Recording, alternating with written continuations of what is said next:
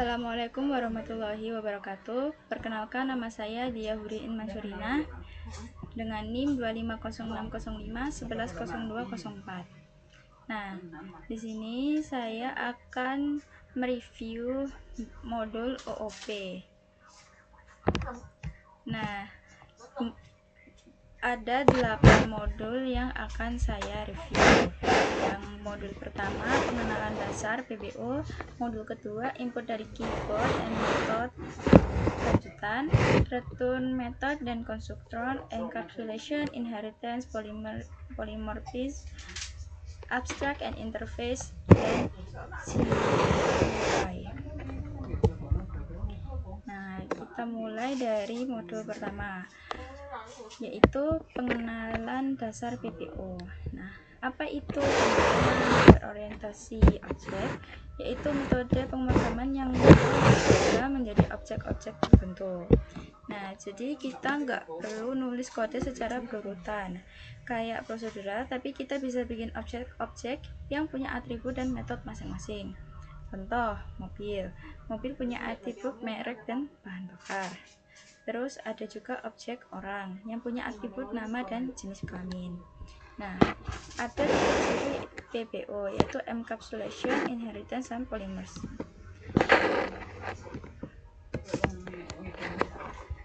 Nah, ini ada kelas dan objek.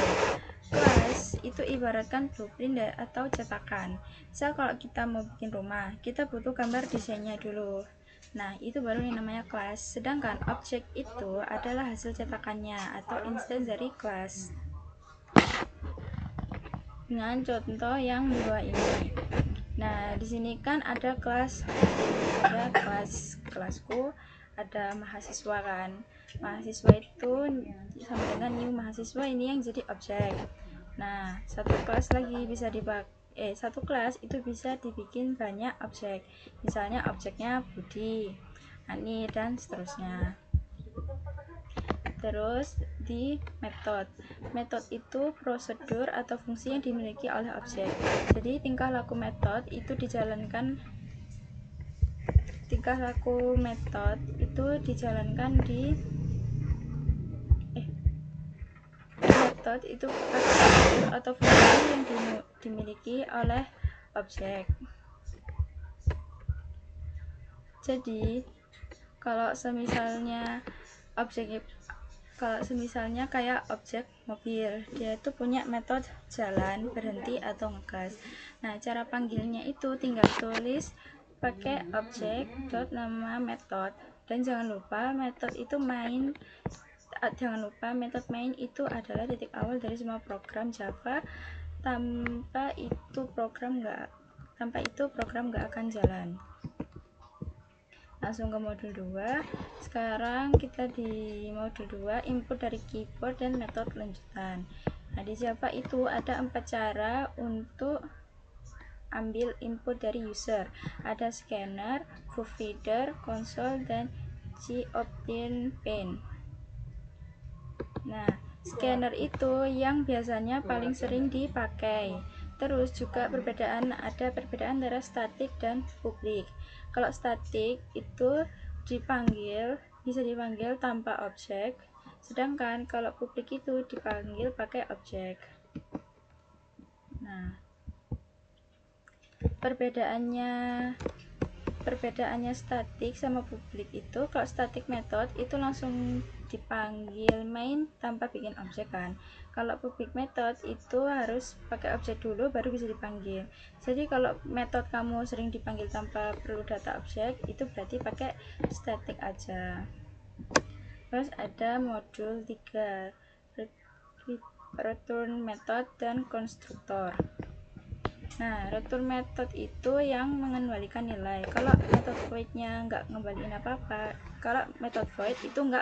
apa-apa, kita bedain. Fungsi itu method yang punya return, prosedur itu method void yang nggak return. Jadi kalau butuh hasil perhitungan buat dipakai lagi, pakai return method. Kalau cuma mau nampilin sesuatu di layar, pakai void. Nah, konstruktor itu metode spesial yang otomatis dijalankan pas objek lagi dibikin. Nah, nama konstruktor itu sama persis kayak nama kelas. Konstruktor itu berguna buat inisialisasi nilai awal. Misalnya kita mau ngasih nilai default ke atribut pas objek diciptakan. Nah, konstruktor itu punya return, tapi void itu enggak ada. Nah, di modul 4 yaitu encapsulation. Apa itu encapsulation? Encapsulation itu konsep membungkus data. Nah, caranya dengan kasih keyword ke privat ke atribut. Nah, kenapa? Karena dia itu punya 4 fungsi, yaitu keamanan data terjamin, kontrol atribut lebih mudah, bisa dibuat read only, get atau get aja, bisa dibuat write only atau set aja.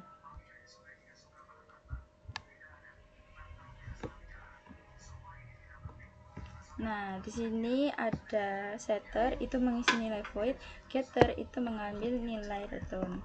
Kayak di sini contohnya. Nah, ini tuh bisa dipakai kalau kita panggil setter itu buat ngisi data, kalau getter itu buat ngambil data. Jadi aksesnya selalu lewat metode, bukan langsung ke atribut. Dan ini tuh lebih rapi dan lebih aman. Terus di modul 5 ada inheritance, subclass and superclass. Nah, apa itu inheritance? Inheritance itu pewarisan. Itu konsep di mana sebuah kelas itu bisa mewarisi atribut dan metode dari kelas lain. Nah, kelas yang mewarisi disebut superclass. Kalau superclass atau parents, nah yang menerima warisan itu disebut subclass atau child. Nah, keywordnya itu pakai extends. Yang perlu diingat, privat itu nggak diwarisin, protected dan public itu diwarisin. Jadi hati-hati kalau pilih modifiernya. Nah, ini untuk contoh inheritance-nya. Class vehicles ini superclass. Nah, ini juga subclass-nya ini car extend vehicles. Berarti ini anaknya dari si superclass-nya. Nah, ini.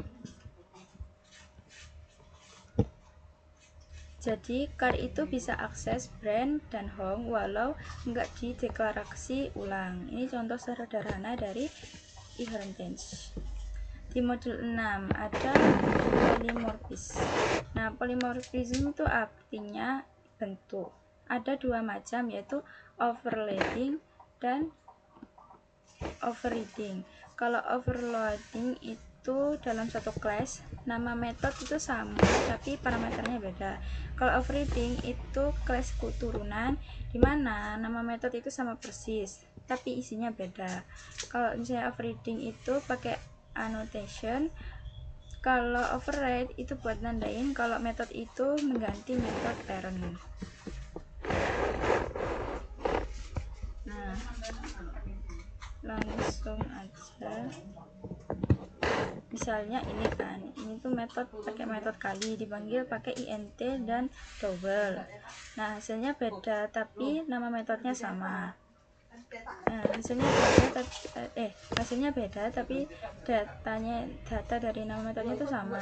Overriding itu nah, jadi itu hasilnya kayak gitu.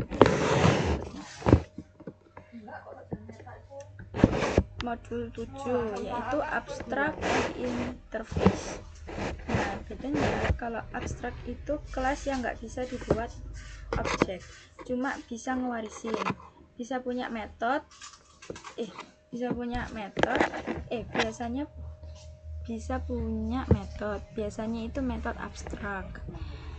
Nah, interface itu kelas abstrak murni, semua metode itu abstrak. Bedanya abstrak dipakai extend, interface itu pakai implement. Salah satu cuma bisa extend, satunya abstrak class, tapi satunya itu implement banyak interface. Langsung di modul 8 ada GUI, yaitu Graphical User Interface. Nah, apa itu Swing? Swing itu adalah API atau buat bikin GUI di Java.